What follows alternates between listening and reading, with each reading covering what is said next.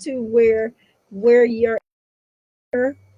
You'll see all of the icons where we're going live. Potentially, we are actually live. Oh, all right Okay, and now we're going to click your Instagram tab, and we're going to also hit the go live button. Yes, we are live on Instagram on my end. Did yours go live as well? now. It says you're alive. Yay! Yay, yay, yay. Well, hello, Walters. We are live on another beautiful Sunday evening. And we're having coaching conversations. This is your girl, Selena, aka the Disrupt Her Coach. Thank you for tuning in. You all know that I am called to serve Christian women that have cut ties after narcissistic relationships. I help you know your power and divine identity so that you can have enough energy, strength, and capacity to live a purposeful life on your own terms. I also host this coaching conversation with other coaches so that the people that they are called to serve can also hear their voice and know that this is the coach for them as well. So this is the way that we are of service. We want you to drop any questions that you have. Today we have our guest Keisha Williams. I just really got to know Keisha on this call. We move in the same circles. We are both in the club, which is part of Hello Seven. We Should All Be Millionaires, the club by Rachel Rogers. You know how much I love her. I'm certified as a Hello Seven business mindset and money coach. And so, yeah, let's get at it. Keisha, thank you for saying yes and coming on the show. I appreciate it. Yes, I'm super duper excited to be here. I'm like, let's do this. Today's gonna be good. So I have all of the energy. I know it's going to really be good because you are a relationship coach, and everyone I know loves talking about relationships. I personally, when I think about relationships, the biggest relationship I think about is relationship to self. Love that. The relationship to self. So tell us a little bit about yourself and how you show up in the world. I love that. Okay. So first and foremost, I am a daughter of the king is the biggest, most important title I wear and carry in this earth.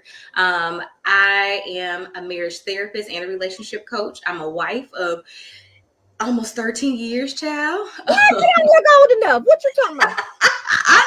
I know. Don't let this baby face fool you. But yeah, I've been married almost 13 years. Next month is my anniversary. Okay, y'all. So that means she got receipts. Period. Period. Yes. Period. Yes. So come a little closer to the screen so you can get all the tea. That's awesome. How else do you show up in the world? Yes, I have my own therapy practice. I've been a therapist for 12 years, and I've been running my own private practice for almost 3 years now. This fall, it'll be 3 years. And I've launched into the coaching world since February. I launched into the coaching world. So that's the other way.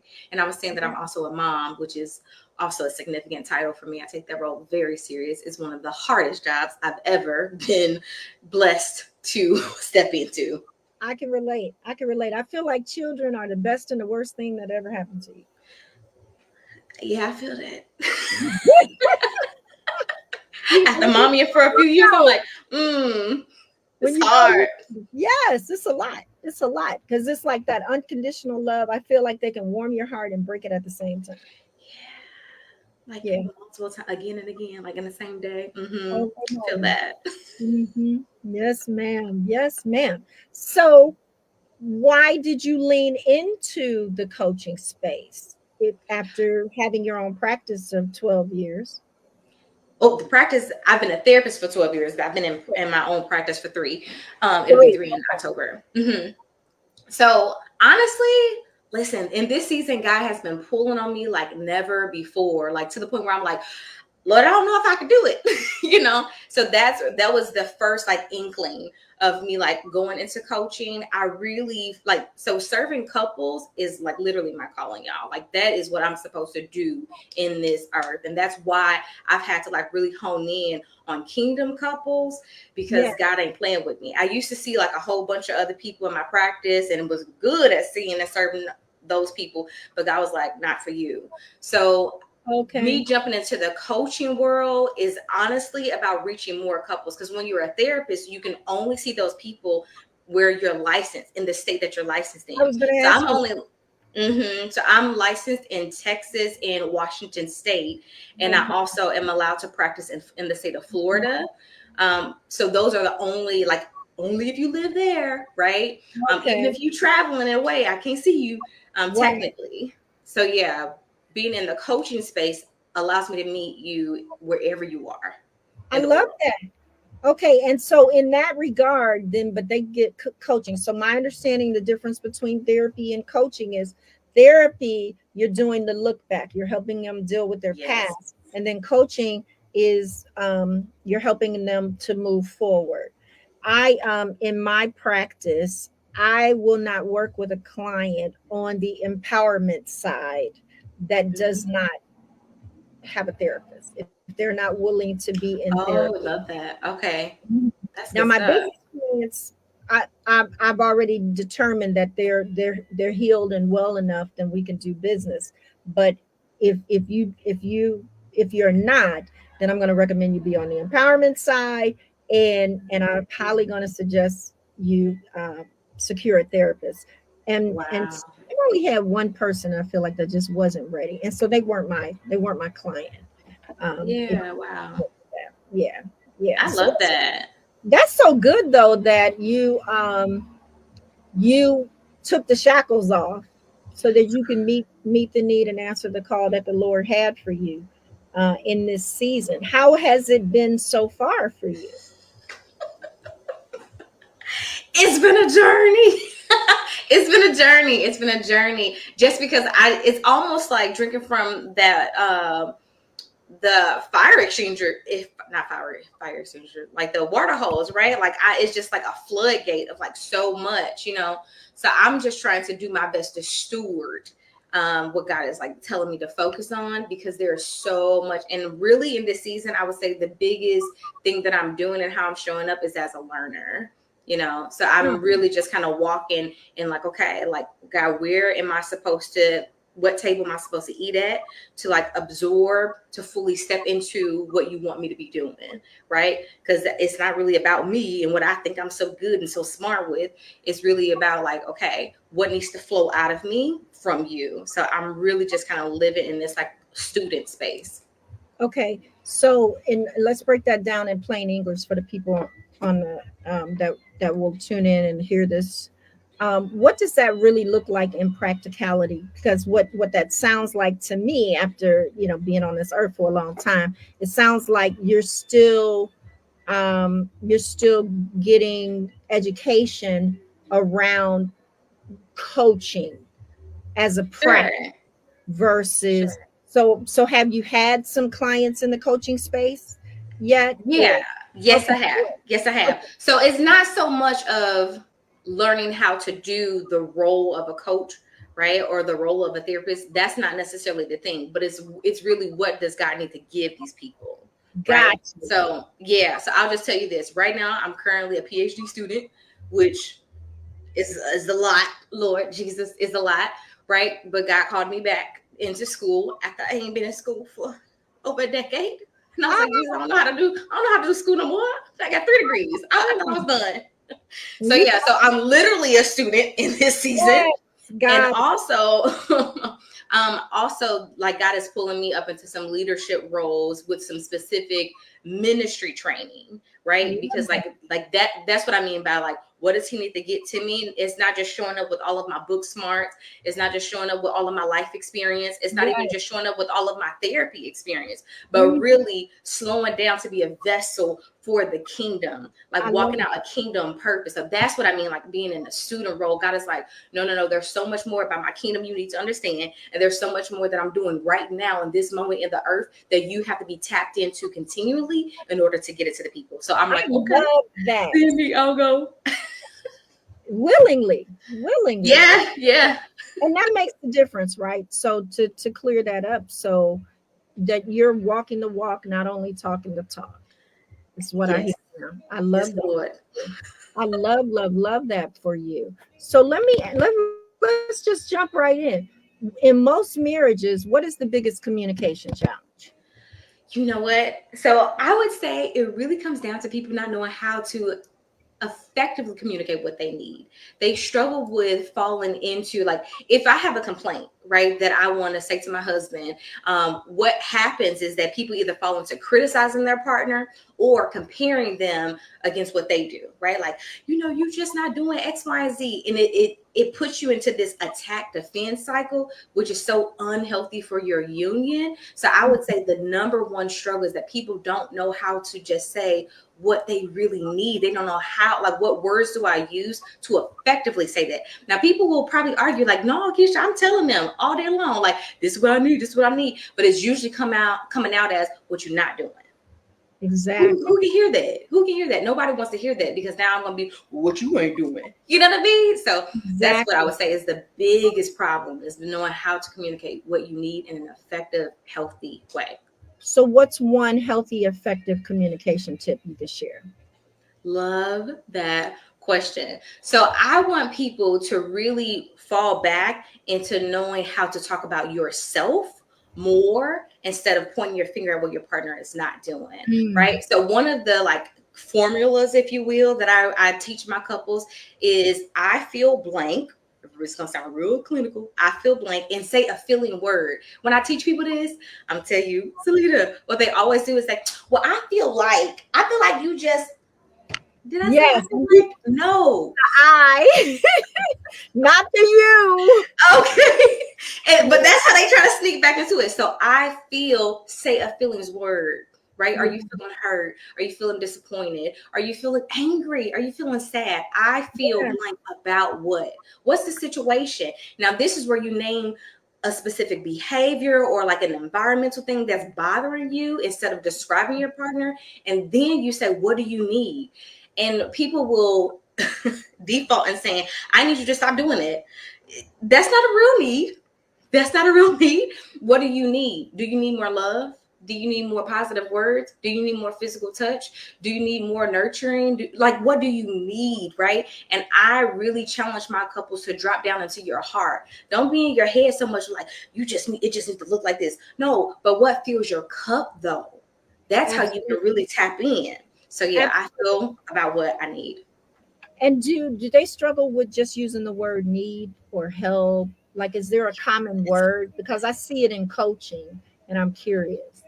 Yes. You know what? I had never really thought about that, but I would say yes to that. I think that is a struggle, and I don't know why it becomes a struggle, but I think, like, to be in such a vulnerable space of saying what I need, people kind of resist a little bit. And I think that's why we reach for that criticism or comparison or contempt. Absolutely. Even. Yeah, it's one of the first things, especially with women. I coach men as well, but I haven't coached as many as women. And almost every woman that I've coached has trouble with asking for help and being vulnerable enough to ask for help, knowing that they need it and they want it and they desire it. So sometimes it's some wordplay, support, right? That's support good. Is a big one. They really desire support. And so we do an activity where once a day, they have to build the muscle to ask for help. So they have to ask for help once a day. Yes, I love that. That's so good. That's powerful. I love that. I'm glad you like it. Feel free to borrow it. I mean, what'd you say? I said I mean, I might. Yes, just borrow it. No problem. No problem. What is one of the most unexpected challenges couples face in marriage today? You know what? So I think we're already talking about it. I think vulnerability is the unexpected challenge, right? Like no one gets married and think vulnerability is going to be hard, right? And I'm going to tell you why. I think it's because when you're dating, oftentimes people believe like, oh my gosh, you became my best friend. Because when you're dating, there's more intention, right? Because I want to know like, who are you? Like, are you worth my time? Like, is this a courtship? Where is this going, right? So there's a lot of intention that we bring into dating, oftentimes, not always, but but the longer we are together, once we marry, something just happens. I don't know exactly what. Well, they stop dating each other. People stop dating when they get married, and that is like a terrible thing to do, right? And once you're in that space of like you're no longer dating, what does that mean? You're not learning me. You're not learning me. You're not paying attention. You're not exploring my inner world, right? And as time passes, naturally, what happens in relationship? Conflict is going to arise, right? Past wounds might get triggered, maybe from my childhood, maybe from an ex, and all of that stuff comes into play. And instead of us being vulnerable and letting our partner into our world, we begin to close ourselves off a little by little by little. Okay. And one of the like most dangerous things that I see people doing, they drop into this "you should know" energy. Oh yeah. Lord have Read mercy, my right? mind, please. Mercy, Read mercy. And my I mind. tell people all the time, like, what that comes from is what the media has told you. TV and movies has hyped you up to be like, oh, when it's the one, they'll just know and I don't have to say lies. Right. Actually, in fact, it's been debunked by research, right? The healthiest relationships effectively communicate how they're feeling, what they're needing, and what's going on with them, right? So you can't live in this unspoken expectation world like, but they should just know. But they don't say anything and then they shut down, and we get back into that attack defense cycle, right? And it's increasingly difficult once now I feel like there's been conflict and I have to protect myself from my partner. It's just increasingly hard to live in a vulnerable energy. Absolutely. I know when I first took on my first life coach, it was really around my femininity and me not feeling I had become disconnected from myself. But she's really good too, and she talked about masculine and feminine energy, and relationships. There were like four key areas, like your home life, your work life, relationships, and then I forget. She's gonna kill me. I forget the fourth one. Um, and then maybe it's yourself. And one of the big things that came out of that for me was realizing that I was sometimes nicer to other people than I was with people that I was in relationship with, like not giving them enough grace. And it's like that's the person that deserves grace the most, right? Because that's the person that you truly love, you desire, you want to be in relationship with, and all of the things. And so it's really learning to change that dynamic, and not be as harsh, and be willing to say the nice things and the loving and supportive things, and all of that. And it was like a really like a serious reality check to be like, Mm, and that's not just not just the person that you're married to, but your family, your friends, like all of that, because those people can be taken for granted. I feel like when those are the people that you really want to pull in, and have feel seen and heard, because they love you just as much as you love them as well. I think.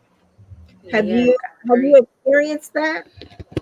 Yeah, I definitely see that all the time. And you know what? A lot of people say in the psychology world that's because like that harsher tone or that harsher energy that you bring to those most intimate relationship is a result of safety, because Mhm. there's no mental threat of them leaving you unless you got some trauma, and that's a little different. But there's no threat of them leaving you, so you can be your full self because you feel safe. So you Absolutely. tend to be a little more harsh. So I've definitely seen that for sure. I would say that's accurate. Absolutely. So what do you how do you help people when that's happening? Because I think that's a Yeah, real that's so thing. good. So literally, when you said that word harsh, I was like, yes, you're on the money. So I actually talked to couples about you getting away from using a harsh startup and learning how to use a soft or gentle startup when you're talking to your partner, right? And the other thing I teach my couples when we're kind of get into the management of conflict now, but I teach them like, how do you self-soothe what's going on inside of you? Because the reason why you're lashing out is not always because of them, right? Oh, Like, that's sure, you powerful. might feel safe, right? But what's going on in you that you need to like, I need to regulate this thing. So those are like some of the things that I would teach them, or two of the things I would teach them of like, first, identify what's going on in you. Why are you showing up in that energy? What's wrong? What's hurting you? And how do we Yeah. talk about regulating that? You know, do you need to take a break? Is there some kind of self-care that you need to tap into a little bit more, right? Yes. When you're going to them and you're feeling all of that like frustration and all that negativity, how do you give them a soft startup instead of a Yeah. hard startup that's going to push them away when you really need them close? I love that. I love that. What that made me did I just lose my train of thought? What that made me think about is you said a soft startup. So what does a soft startup look like? Right. So actually, it's that formula I gave you. It's learning to talk about the feelings, right? Versus a harsh startup is defaulting to more of that. I'm gonna attack you. I'm gonna criticize you. I'm gonna put you down and make myself look better than you, or I'm gonna be defensive to everything you say because I think you attacking me, or I'm gonna shut down and push you away. Like all of that is harshness, right? And it doesn't really make room for intimacy or closeness at all, right? Wow. It literally makes somebody want to like get away from you. So Wow. being able to slow down and talk about like, but what am I feeling? And what am I needing? And what's going on? And what's triggering you? What's this about? Now a friend or a parent or a sibling or a spouse is more inclined, not guaranteed, but they're more inclined to listen. Now we can Absolutely. dialogue because it doesn't feel harsh. Mm-hmm. Mm-hmm. This is good. This is really good. Um, wow. So I'm gonna switch gears a little bit. You know, I'm known as this disrupt her coach. Yes. I am curious, what in your life have you had to disrupt? Oof. My God, you coming for me today in my life that I've had to disrupt. Well, I'll say it like this. And this is actually something that I want to share later on too, is feeling like I have to be all things to all people, right? I, as a therapist, right, as a helper, and like even when I think about my spiritual gifts, it's really easy for me to just pour out, pour out, pour out, but really learning how to disrupt that pattern because it means so much for me to show up for other people, right? But Mhm. learning how to really balance, like, okay, I got to pull back a little bit from giving to all of these different resources. And I think people meet me and they see that, like, you could give me something. So they'll like do this for me.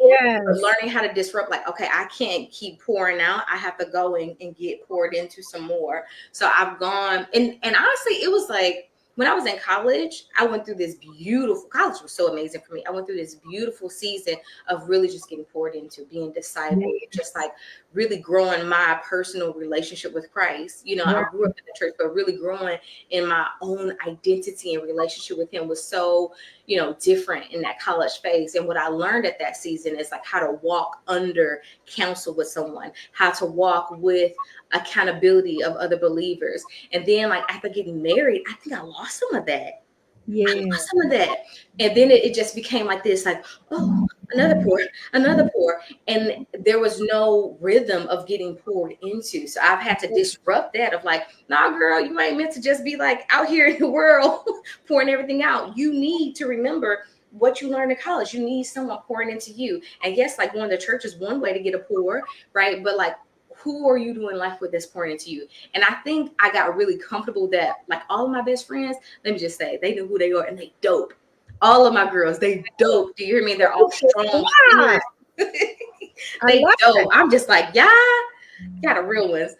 So I always feel like, oh, this is enough. You know, like we don't necessarily talk every day or every week, but I know when I need something, they got me. And I think I felt like there was enough, but I needed something, you know, that discipleship relationship, that covering where I was getting poured into. So I had to disrupt some of that, like, and be like, wait a minute, what about me?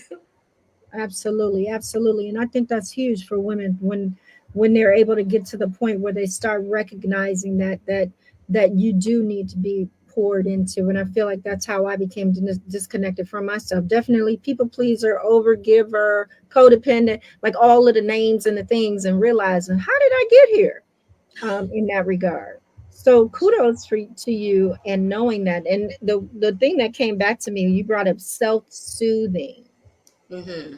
when when you're working with them. What's one self-soothing tip?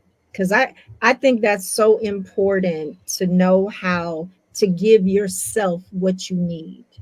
Yeah. So I like to clarify this because I think people will go and do things like binge watch a TV show and be like, well, that was me taking care of myself. No, when you're truly self-soothing, you're doing something that replenishes you. The TV show, child, you can watch that for 2 hours. And let me ask you, are you going to walk away feeling replenished? Probably not. You're probably going to walk away and be like, oh, I'm tired. I need a nap. Okay, so that's not real self-care. That's not real Mhm. self-soothing, right? You need to do something that is replenishing, restoring your energy. So you look for those things. What are the things that fill me up? Is it like, I like to just go for drives. I've had clients say that, like, Keisha, I really just like getting in a car and just driving. And it Yeah. just opens my mind up and it makes me feel like, okay, that's good self-soothing, right? Or do you need to go for a walk? Do you need to listen to something that is a pour, right? Like I just need to turn on a sermon, or I need to turn on some worship music and Right. just get myself Yeah. right, right? That's good. I mean, from the therapeutic background, I of course teach like deep breathing, right? There's like the box breathing that you can do, which is basically like 4 counts in, 4 counts out, 4 counts holding, right? So I might teach that. I also love teaching people progressive muscle relaxation. It's weird because a lot of times, think about it, when even in our personal lives, you might walk around like, dang, man, I'm like so tight up in here. You know, I need a massage. I'm just so uncomfortable, right? Because your body is doing what? Carrying stress. And it shows up as tension. So when we do progressive muscle relaxation, we teach our bodies how to relax by intentionally tightening them and then Yeah. releasing them. Right. So that's one of my Okay, favorite things. I'm not there yet. My therapist had me doing it, and I was like, I don't really like that part because I feel like I'm so Really? tight. Yeah. So what we do hypnosis. Oh, okay. So I don't know much about the hypnosis world, but I've heard some good things. I Yeah, can I speak to was it though. very shocked, and I have IBS, and so it's been helping. It's a process though. It's not something that like Sure, one and done or anything like that. It's I just believe that. kind of building that muscle. But I love that. I love that. That's really good. And you also mentioned naps. Yeah, a nap can be. Yes, naps are good. Yes, When I can I get a nap. nap, oh my God. I nap Yeah. as much as I Naps can. are 30 minutes though, people. Anything longer is your sleep. You sleep. I'm Now I just will say I don't know how to take no 10-minute nap and be like I'm good. Like I just fell asleep. But 30 minutes, saying, yes, solid. but let's keep it going. I this is so rich. What role does intimacy play in a healthy marriage? Oh my gosh. Okay. Can we sit here for a minute? I have so much to Yes, say, Selena, about this. Okay. yes. So We have one of the first things that I want to say about intimacy. Now, I'm gonna be fully transparent. I have no idea where this comes from, so I cannot give proper credit to where this idea or saying or what have you comes from. But one of okay. the best descriptors that I've heard for intimacy is in to me see. I Yes, love that, and for me, it hits the mark so well. Right, so let's keep it in perspective, people. As you know, that I specialize in kingdom couples, right? So to mm-hmm. answer this, I have to take it to God, right? And we have to look at how do you do intimacy in your relationship with Christ, first and foremost. When you think about what intimacy is, think about that relationship because that should be the priority relationship period, if we're talking to kingdom-minded people. Okay, so let's clarify that. Okay, so we know God knows us intimately, right? And scripture shows us that again and again, right? It talks about how he formed us in our mother's womb, but even before he formed us, the Bible says, I knew you. I knew you. I think that's Jeremiah 1:5. I knew you before I formed you, right? It talks about how he knows the hairs on our head, right? And that's Jeremiah 17, something. Don't be quoting me on these addresses. Go look it up. So go Google it. Google it. Right? It's in the neighborhood. Okay. But he talks about, I know the numbers of hair. Can you imagine to know somebody that well? Like, I know every strand on your head, right? And the Bible also goes on to talk about how he searches our heart. And he knows our every anxious. David says that, like, search my heart, oh God, and know my every anxious thought or whatever, right? And when he says that I am the Lord, that's what it says in Jeremiah 17:10. It says, I am the Lord who searches you, who searches your heart and your inner. It says the inner depths of you, right?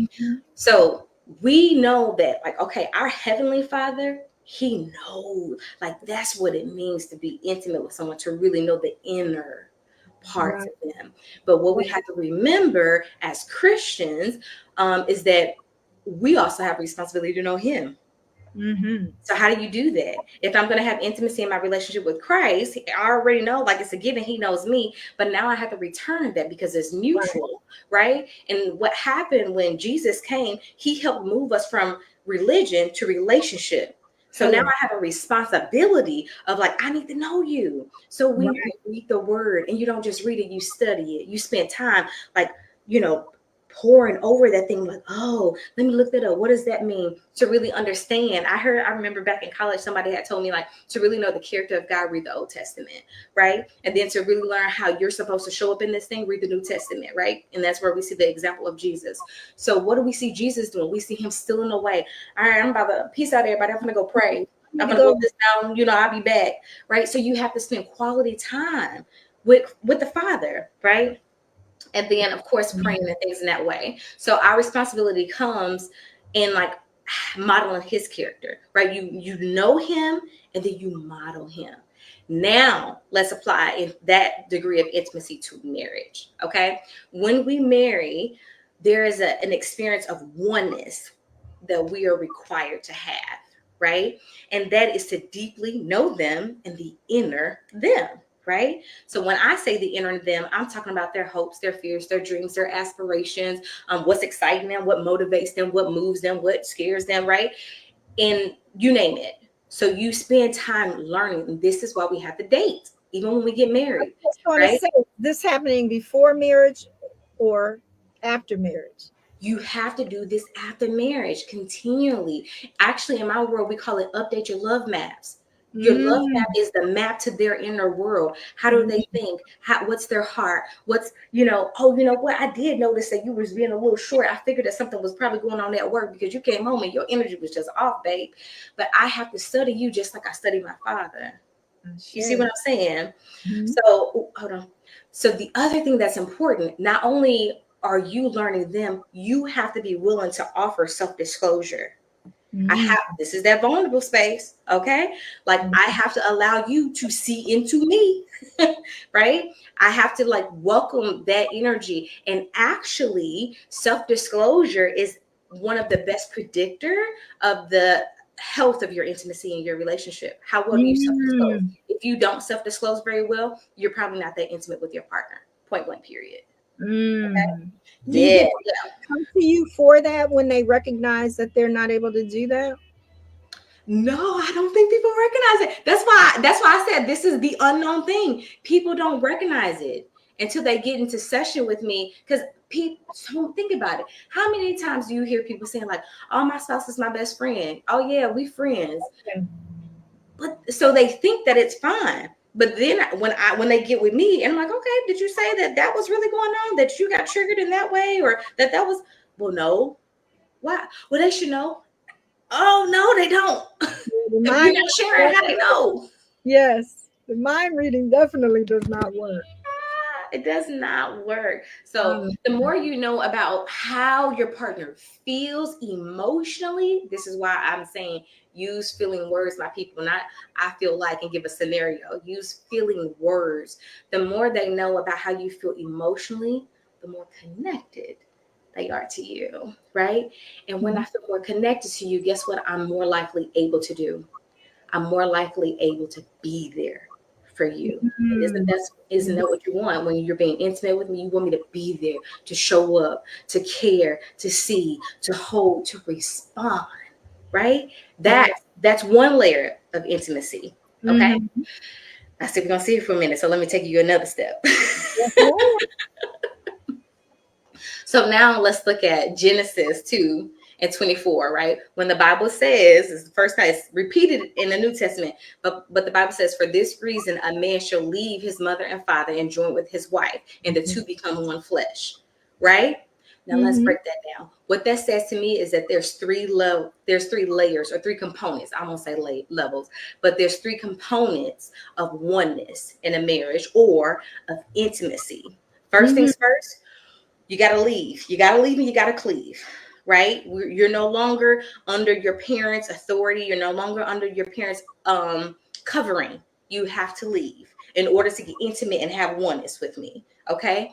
The second thing, you join your life together by becoming responsible for your partner's welfare and loving Mhm. each other above all others. Okay. Mhm. This is so big. So I want to sit for a second on this whole like leave and cleave. So when you Yes. think about a child is protected deeply by their parents, they're loved deeply by their parents, right? Yes. So when we're saying that the Bible is ordering you, so to speak, to leave that covering, and it says like, okay, now all we got is each other, because I can't, as a wife, let's do this, as a wife, I can't run back under my daddy and be like, "Ooh, daddy, like I'm struggling with the financial things." Like, no, according to the Bible, I left that covering, and now, husband, you're responsible for me in Mhm. that way. And Right. likewise, husband, you can't be like, oh man, I don't know what to do. I need some support. I need some advice. I need some nurturing. Let me run to my mama. Husband, you don't get to do that no more. But instead, you turn to that wife and she becomes that nurturing covering for you, right? Mhm. So, this is one layer of that intimacy because I am responsible for your welfare. I'm responsible for your emotional well being, your financial well being, your mental, your spiritual. I'm responsible, but it's mutual, I right? love You this. wonder why. I'm sorry. I love it. I had this experience in my second marriage, where we had that actual conversation for Mm, both of us. Because I used to hate, girl. We would go to his parents' house and he would always go in his mama's refrigerator like I didn't feed him. So I um, was feeling some kind of way about that. I was do like, that. you can't do that. Like, you can't go over there and let your mama be thinking that I don't even feed you. But he Yeah. was like, but she loves for me to do that. You know, yeah, before you were married, she loved for you to do that. Right. And then for him, the thing was, I wasn't used to like he until him like opening my car door and I was not allowed to open my car doors. I was If he Okay. was present, I wasn't allowed to touch a doorknob, Wow. like nothing. Like that's how he wanted to show up. And of course he showed up in other ways. But I see that, right? Because that's part of, like you said, taking on that responsibility. I love that. Love that. Yes. So, Anything else on intimacy intimacy side? I mean, how much time we got? Because I could probably feel the rest of your time talking about Oh, intimacy. okay. Well, we gotta move it along then. But if there's something that you have that's short and quick, let's So go. I will say this. So for those three layers, right? So we talk about the leave and the cleave. You become responsible for their well-being, and Yes. then the two becomes one flesh. There is a sexual part of this, right? Now, what I want to remind people is sex was literally created for marriage. It wasn't something that we supposed to practice when we date and see. I don't know. I gotta see how you work it. No, right? It's not something that we're supposed to, just be out here experimenting with one night stands and definitely we were never meant to experience the violation of any type of sexual abuse, right? But it was created for marriage. So of course, part of having intimacy is having sex in your marriage. So that needs to be nurtured, so much so that the Bible says, make sure you're only denying each other so that you're taking away time to pray to me and be with me, right? But don't take too much time alone, because what the devil gonna do is he gonna tempt you. So make sure you come back together, right? So that's the other part that I would say, that sex does matter in your marriage. Absolutely. I think that's important. I love that. I'm going to pause in here because there looks like there is a question. When I said drop your questions, MK Safi, if I'm saying that correctly, one of the they put disrupt equals distract question mark, and then how to create desire in a relationship. Do you want to speak to the disrupt part?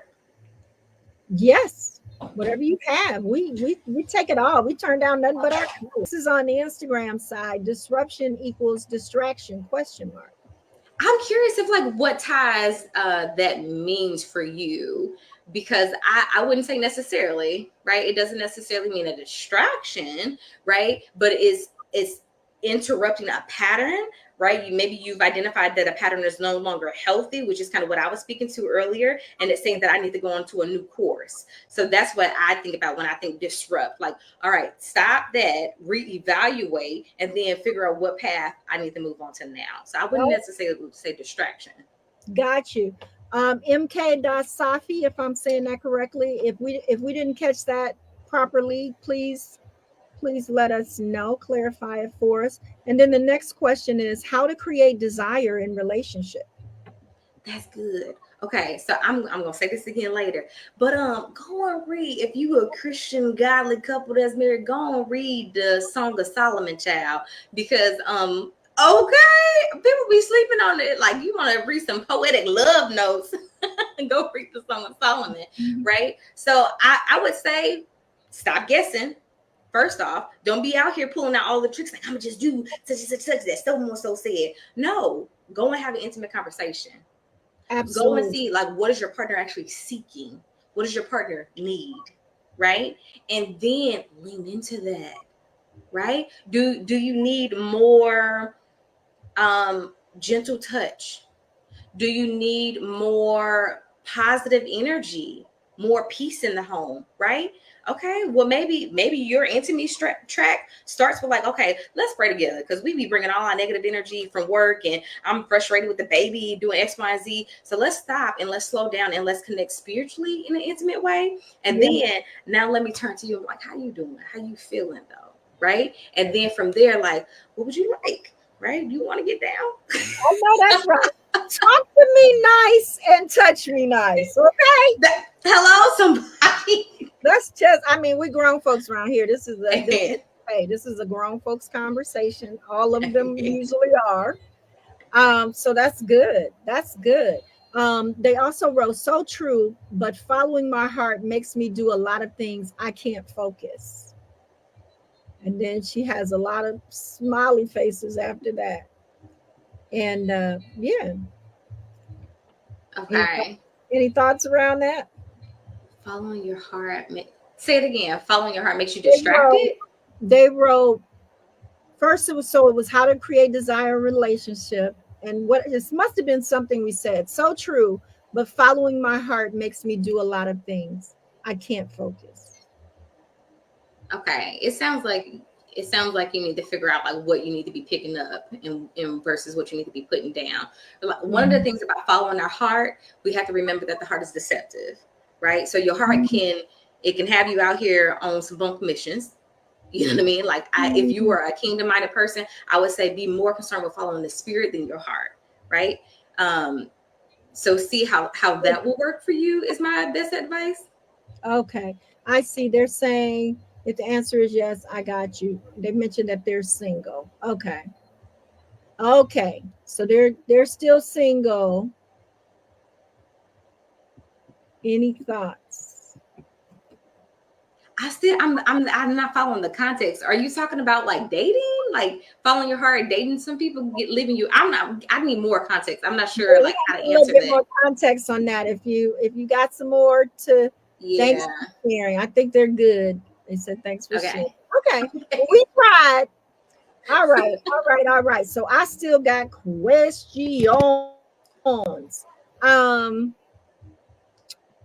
Define a kingdom marriage for us. Yes. Okay. So we're kind of talking about it, right? So basically, we're talking about perspective when we're talking about the kingdom. So one thing I want to say in the book of Matthew, Jesus uses like several, at least four, maybe seven, several parables to explain what the kingdom of heaven is, right? And then we have to understand, like, as children who are vessels, right? Like, that's what I was speaking to earlier. Like, I'm trying to show up and be a vessel to be used by Him. Being in a kingdom marriage means that you're operating with that mindset of like, how does this marriage glorify the Heavenly Father? Yeah. That's what it's about. And oftentimes when we're married or when we get married or desire to get married, it's about what I want, what makes me feel good, what makes me happy. And I Mhm. always challenge people to show up and know what your individual purpose is in the kingdom of heaven first. What is God calling you to do and show up in this earth, first. And then when you meet that person that God is saying, like, oof, this is who I want you to align yourself with and become one with, then Right. that says to me, this is what I believe. Now, I don't know how other people feel about this, but I personally wholeheartedly believe that when people join their lives together in marriage, there's a joint purpose on our identities, right? Like our identities come together to serve a greater cause in the kingdom. And having a kingdom marriage says that I am dying to myself and I'm serving and showing up in this marriage in a way that is going to glorify God. That's what a kingdom marriage is, right? Like it's not just like, oh yeah, I'm a Christian, I go to church, I show up, but are you serving? You know what I mean? Like, what are Right. your intentions? So I would say a kingdom marriage is a marriage that's looking to prioritize God and His will for the marriage. I love that. I love that. Yeah, I was my well, they're still my pastors. They had a ministry. When I found him, I swear it said living God's priorities. They say Yeah. it says living our priorities, but hey, it led me to them, so I believe it was the right thing to do. So Okay. they have a kingdom marriage ministry that's online. Check them Okay. out. They do ministry together, and they also walk through chronic illnesses together. Um, Oh. yeah, it's really really really really really powerful. Wow. And yeah, so on that vein, in talking about it being couples that do ministry together, what about how can couples balance individual identity with their identity as a couple, right? Because like you said, you need to Yes. know who you are in the kingdom before you get married and then when you get married. So how do they balance their identity as a couple or Yeah. individual identity Yeah. as So let me say this real quick before I answer that. When we say doing ministry in your marriage, like being ministry, it's not that you have to serve at your church in a specific ministerial way, right? Like I believe everything. Me being a mama to that little baby, you saw walk in, that's ministry, child. I Okay. love So I don't want anyone to hear them like, oh, well, I gotta serve in my church a certain way in order for me to yeah. be doing marriage ministry. No, no, no, no, no. Like walking out the precepts that the Father said, like this is what I say a marriage should look like. That's ministry. And you have to remember that marriage is supposed to resemble relationship with Christ. That's why we as Christians are called the bride, of the bridegroom, right? So it's supposed to be a dynamic of this relationship draws people to Christ. I hear a little more disruption coming. Uh-oh. You might be But telling okay. us our time is up. We didn't do She's like, long enough. I gave you your time. Wow. So now to answer the question about individual identity, what I was saying earlier, like you have to know what your own purpose is. And even when you're married, you cannot lose yourself to that person. What they're calling on their life is not necessarily your calling. Yes, there's a joint purpose of like, this is what we do together. And in the Gottman, so I'm trained for those of who may be familiar with different modalities in therapy, the Gottman method of couples counseling is what I defer to. So in that, I teach the sound relationship house. And in the sound relationship house, at the roof of the house, there's a category for a me and a we, right? Like, what does, Yes. certain things Get mean into it. to us? Yes. What does certain things mean to us? Like, what is family to us? How do we nurture that? But also the me. What are my personal aspirations? Is a weird relationship. So how do you nurture that? You always have to be spending time with the Father still on your own. You have to be having your own quiet times. You have to be praying, and seeing like, what is God calling me to do with my life, right? Like, there's a part of me that's tied to this union that we are serving out for the kingdom, but there's still, like, prime example, this baby, thank you, Holy Spirit, come on, Lord. So even with her, there is a way that I'm supposed to show up for her that her daddy is not.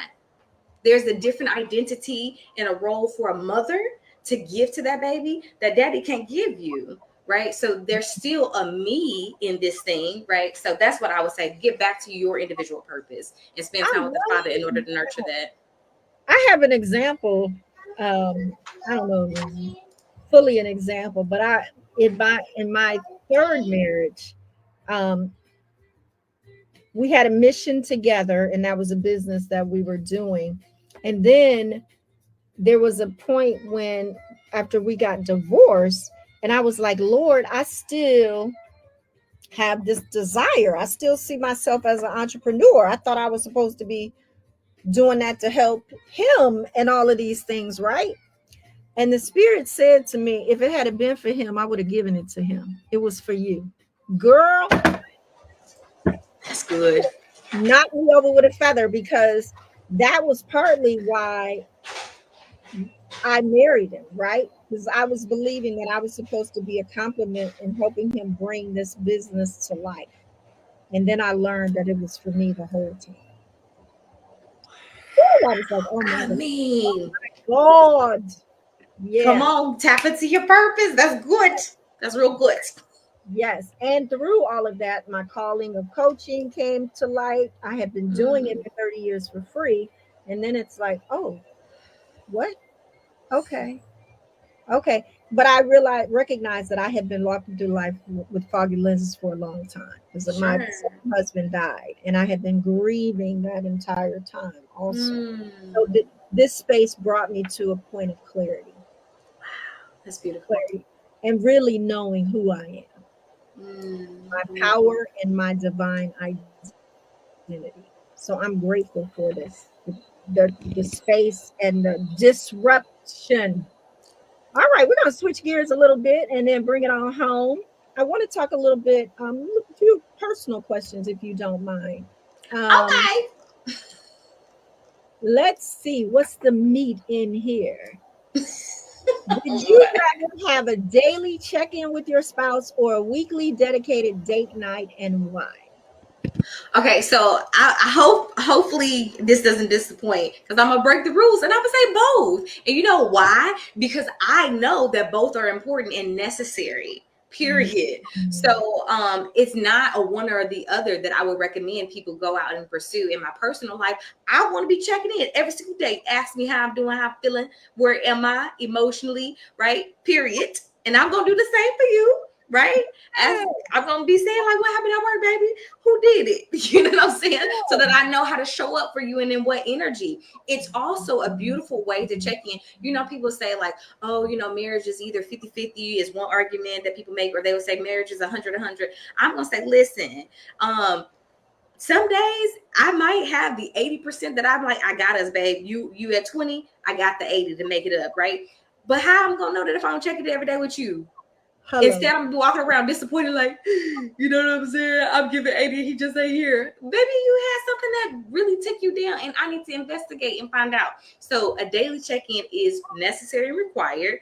And weekly check-ins or weekly conversations and date nights are required. 2 hours. If you follow me on Facebook, I have posted about that. Like, you should be doing a date night every week for 2 hours of spending that quality time together. In fact, there is a magic 6 hours breakdown that you should be pointing to your marriage every single week. So Both. I love that. I love that. It makes me think about in my marriage, my husband and I, we had this thing where we called it meeting in the pool. Uh, Ooh, okay. and we had because we had a water bed. So we would meet in the Oh, pool that's to talk about our day and like what happened. And if we didn't do that, we felt that we missed that time cute. together. Yeah, it's Yeah. real. Yeah, we'd look up and be That's like, oh, wait a cute. minute, we didn't meet in the pool. Like, hold on. That's so cute. I We love didn't that. I do want a that. cute one. Yeah, but that's real. You need that, Yes. especially somebody that Yes. is interested, right, and wants to know and hear about what really happened. What is Hello. one surprising thing about you that most people don't know? So I'm gonna share two things with you. Okay, first off, let me give this disclaimer. I am not a social media girly. Okay, Mm. I am not. I truly and naively apparently believe when I left college that social media would go away. I'm like, oh, that was fun for college. That's what people did in Right. college. But then the world exploded on social media and it was like, this is how we do everything. So I am new to getting back into it. So a lot, I say that to say this, a lot of people that follow me or like watch me or, scroll on my page don't know me in any kind of personal detail. So people will be surprised to know what I shared earlier, that I'm actually in a doctoral program. And also a big fun one is I'm currently pregnant. Yes. Thank you. All right now, announcement. We didn't know we were gonna get the plug. We were plugged in. Yay! Congratulations. Thank you. Talk about a surprise. Woo! I mean, you asked. Well, you social media lit now, girl. You tapped in now. You can go. That was a bold step for me, child. Woof. My edges. Okay, well, it's out there now. Hey, God got it. Period. It was meant to be released. I love that for you. Congratulations, Mama. Thank Oh you. man, wow, that's just oh my God. If you could give one piece of advice to your younger self about marriage, what would it be? Oh, y'all. So let me tell you, I'm gonna tell on myself. When I first got married, I am not lying to you. My goal, my whole goal was to be his superwoman. Like I Oh, prided myself. Child, don't you know that song? I'm every woman. That was yeah. my. I was like, that's me. That's me. He ain't got to look for nothing. I got you. Okay, and in my head, I was convinced that that's what it meant to be a Proverbs 31 wife, right? So I Yes. went in with the intention of like, I want a kingdom marriage, and I was like, this is Proverbs 31. Let's go. I'm gonna be his child. Listen, foolery, foolery. If I could sit that young 20-something self down and be like, not like that, not like that. You're not meant to be his God. Okay, make space for him to like seek out God. So I think I kind of shot myself in the foot a little bit by doing that because I set unrealistic expectations for myself. And I didn't allow him enough space to live out his full role, unfortunately. Absolutely. Absolutely. And if some of that, and from my personal opinion, is the teachings of the word, right? Until we actually get intimate and in the relationship with Christ and in the word, I feel we really don't know Ugh, say that. because we're looking at it through someone else's lens. And Ooh, then say when it. you get in relationship, then you truly know what you know that you know. I would say for me, myself, so I'm a widow. I'm not sure if I shared that with you. I was widowed at 23. My husband, we had only been married seven months. And so I identify as a widow. I got married again later, some 25 years later. But majority of my life, I've been mostly a widow. And then in that third marriage, it was so traumatic in the things and what I had come to know that though through all of that, it helped me start to see things differently, to get clearer and to go inward because everything that we need and we desire is really inward. It's not outward, Preach it. right? And so that just really helped me come to know one, that I was responsible for my own happiness. Mm. How to identify myself in the word, because for a long time in the church, I didn't see me. I didn't see myself Mm. as a woman, and my femininity and things. It felt off for the way that it was portrayed that I was supposed to show up. You know what I Mm. mean? So Yeah. um yeah, I don't know where I was going with that, but that's how I saw that. And yeah, so that's good for your younger self to know that, right? Like you said, that's not it. Slow it down. Slow it And down. I Yeah. feel like more now that as a body of Christ, they're getting a little bit closer to understanding that, because none of us, we didn't know, right? I feel like in some ways.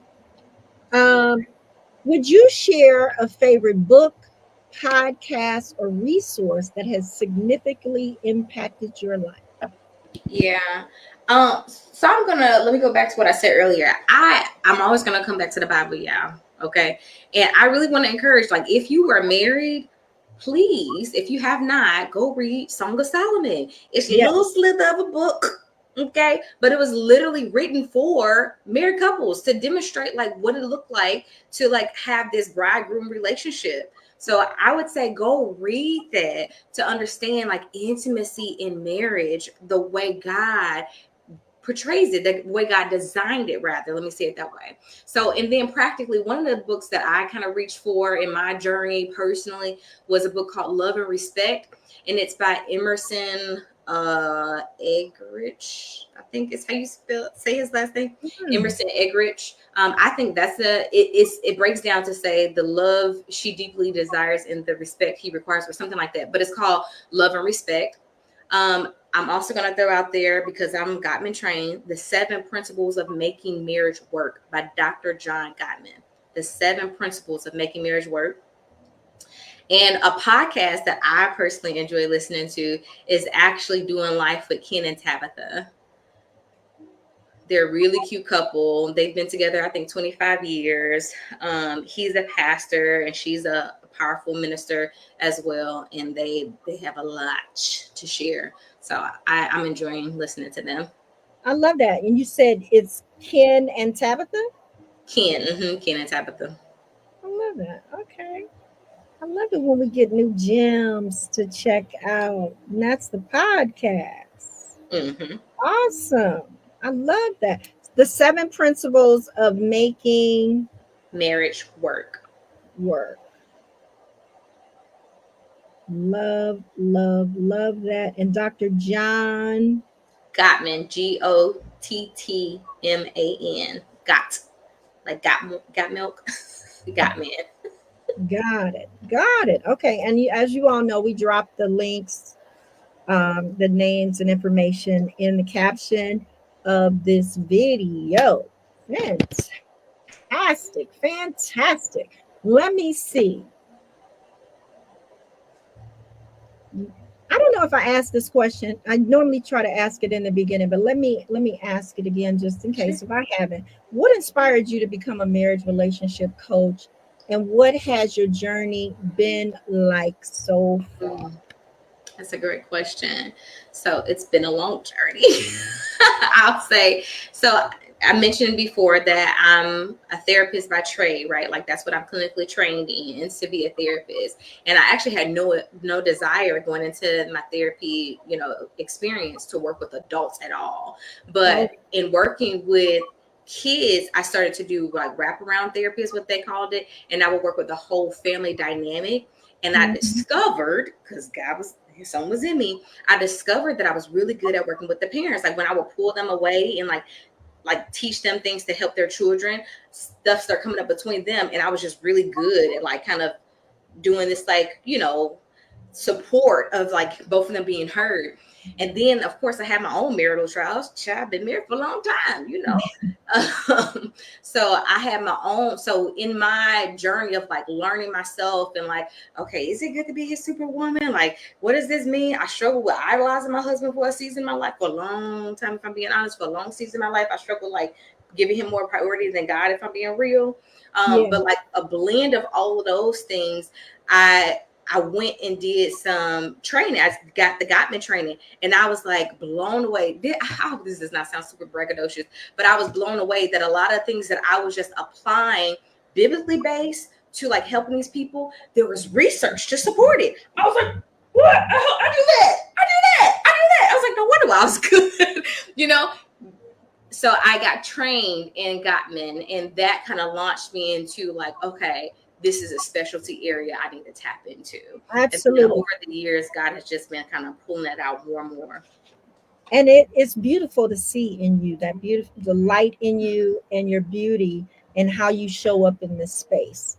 I'm very proud of you, and to see this and your conviction. I will also say, you say you hope it doesn't sound braggadocious. Someone set me free of that, because in the energy and the space that I show up, in serving Christian women after narcissistic relationships, I'm always concerned if I'm showing up like I'm narcissistic, right? Because I now Mm. know how to focus on myself as well. And they said if it's facts, it's not braggadocious. Oof. I mean, If it's a fact, yeah. that's what it is. Amen. I receive it. I receive it. Yes, I ma'am. was like, okay, that set me free a little bit. I love It's it. still a work in progress, but absolutely. So I have a question that folks always want to know: where can they find you? Yes. So you can follow me on Facebook at Keisha Williams. On Instagram, it's I am Keisha Williams. I also host a Facebook group, and I do weekly live trainings. That group is called the Marriage Lifeline. If you go on my page, Mm, you'll see a way to join that by just clicking on the profile picture. So I do that where I support a community of Christian couples. And if you're interested in working with me on like the therapy side, you can email me and I can give you this as well, so you can drop it for people, Keisha at thejourneytobetter.com, or you can check out my website, www thejourneytobetter.com. So yeah, and through there you can book a free consultation with me if you want to kind of just chat and be like, girl, what you about for real? now, with that for the therapy, is that only in Washington, Texas, and Florida? Thank you Okay, for saying that. Yes. we'll Yeah. note So if that. you're, yes, thank you. Yeah. If you're like coaching, I'm in all these other states. Yes. Okay, and the coaching, they would go through Marriage Lifeline. Yep. So you can email me if you want to do that. I can also give you a link for scheduling a consultation for a coaching consult. Okay. We'll have that all in the caption for everyone to get at my good sister here. So I have one final question before we go. Do you have any questions for me? You know what I do? So I wanted to ask you a little bit about how you incorporate faith into what you do, because it can be like scary, right? But how do you incorporate faith into your work and your coaching business? I show up my most authentic self. I'm in a space now where I feel like I grew up Pentecostal, then I married Baptist, and then I settled on non-denominational, and that is the space where I truly began to show up as my authentic self and want to even know Christ. And it really helped me learn. It helped me learn how to read the Bible, discern the Bible, and some of the tools with that. And it helped me get closer, I feel like, to God. And I also belong to a women's ministry that we've been in ministry. It's called Exhort, and it's an online ministry. We do a Bible study. We've been meeting once a week for over 15 years now, and so that is a beautiful space. We just met yesterday, and we're reading this book right now. It's called Lead Like It Matters to God. I don't know if it'll show up because I got, but it's Lead Like It Matters to God, and it's by Richard Stearns. Um, and so that has been one way. But I would say, after this journey that I've had with narcissism and losing myself and all of those things, I realized that I am more spiritual than what I would say what folks would define as being a Christian. I feel that um, what I've learned over the years and how the Bible has been interpreted in teaching has not served me. Mm. It has not served me in a way that has been, I feel, for my best interest. Um, and Mm. so my spirit has me in a season where I'm only inward Wow. at this time. And so I show up as my authentic self in that space, and making sure that folks understand that, because I do feel the women that when they go through this narcissism and that journey, that is what's going to help them, because so many things have happened that have defined them, and none of them are based upon things that they wanted for themselves. And in Mm. order to Wow. get to know themselves, they've got to get to know themselves. And it requires for you to be separated so that you can focus on yourself, because that's what has created the disconnection that they're having, why they're struggling with who they are. And so I show up. I feel I show up as my most authentic self and in my true essence, who I was before the world was on top of me in so many ways, Mm. right? Without the layers. And it's just, it's raw, it's authentic. I tried all of the ways that the word said do the things. And at the end of the day, I think it's ultimately what I'm comfortable with, that if the Lord took me tomorrow, that I'm good with who I am, how I showed up, how I served in the manner that the Lord has called me to serve. Because it really doesn't look like anybody else. Yeah. And I think so much of religion, um, folks are wanting to belong in a space, because we do. We're designed to be in relationship for sure. Mm-hmm. Um, but sometimes that view looks like what somebody else is doing, and that's not necessarily, I believe, what the Lord's intent was for us, because we have been uniquely designed. There is no Yeah. other person like one other person. It really isn't. And so to get to know that and have that type of energy and be able to show up in that vibration, because life just does so much to take that away from us. Um, I strive to make sure that women know their true essence, who they truly are. Yeah. So hopefully I answered that. I feel like no one's ever answered me. Yes. So it's the first time that it gets to come out. I love it. Thank you for sharing. Absolutely. Thank you for asking.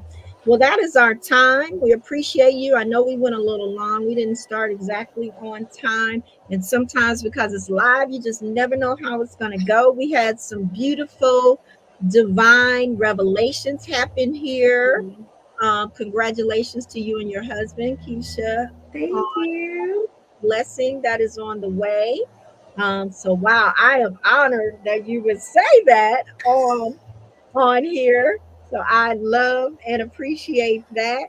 She gave us some gems that we're going to drop in the caption, and just this was just so rich. Keisha, I thank you Amen. for answering the call to show up and be in the space on the podcast. And you're welcome back anytime when anything new drops and you Thank want to you. share. And for anyone else out there that is listening, if you know that you're a coach and you want to share who you are with others, this is the way that I am of service in offering this platform. It speaks to my strength. I love to connect. I love to be a bridge to connect people to other information resources, and random acts of love, one heart at a time. So that's how we do it over here. Love So it. thank you. Any final words before we go, Keisha? Uh, be intentional. Awesome. And mine is to be good to yourself. That's our time. Until next week, we have another guest with us. So we'll see you next time. Thank you. So we're going to end the stream over here, and then you're going to